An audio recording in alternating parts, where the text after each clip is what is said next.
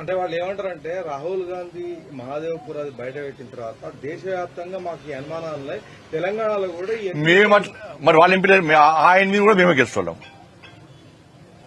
ఆయన మీద కూడా మేమే గెలుస్తున్నాం. ఏం తీసుపడతామేంది?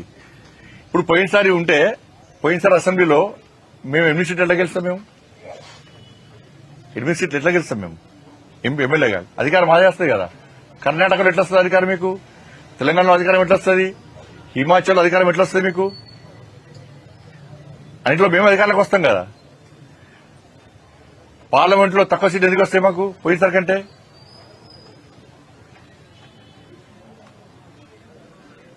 కాబట్టి ఇది అవగాహన లేకుండా మాట్లాడము, ఏదో బండి సంజయ్ తెలిస్తే బ్రేకింగ్లు వస్తాయని మాట్లాడము.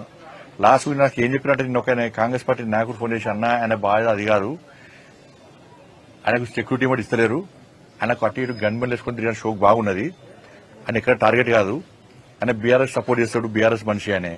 కాబట్టి బీజేపీని తిడితే అక్కడిక్కడ యాత్రను అడ్డుకుంటే సెక్యూరిటీ పేరుతోనే గన్మెన్ వేసుకొని తిరగాలని చెప్పి షోక్ ఉన్నది కాబట్టి ఇది చేస్తుండు. ఆయన వార్డు మెంబర్ కూడా ఉంటే మా పార్టీలే నవ్వుకుంటున్నారు ఆయన మాటలు చూసి. ఈ తెలంగాణలో ఓటు చోరెక్కడిది, ఆ బీహార్లో చేస్తేనే మొత్తం డైమండ్ కథ లెక్క అయిపోయింది పరిస్థితి. ఆడ ఇక్కడ ఓటు చోరెక్కడిది. 8 మంది మేము కాంగ్రెస్ ఎంపీలకు గెలిచినాం. మేము గెలిచా కూడా ఓటు చోరీ అంటే ఇప్పుడు నమ్ముతాడా అన్న? ఇది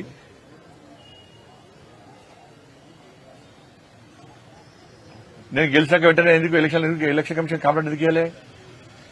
ఎందుకు పిటిషన్ ఇవ్వలే? ఆయనను ఎవరు నియమించారో వాళ్ళ చెప్తున్న వాళ్ళే ఒప్పుకునే పరిస్థితి వచ్చింది ఇవాళ.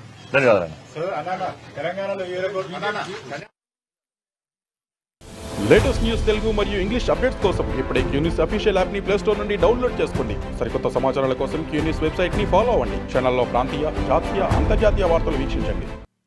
లైక్ చేయండి.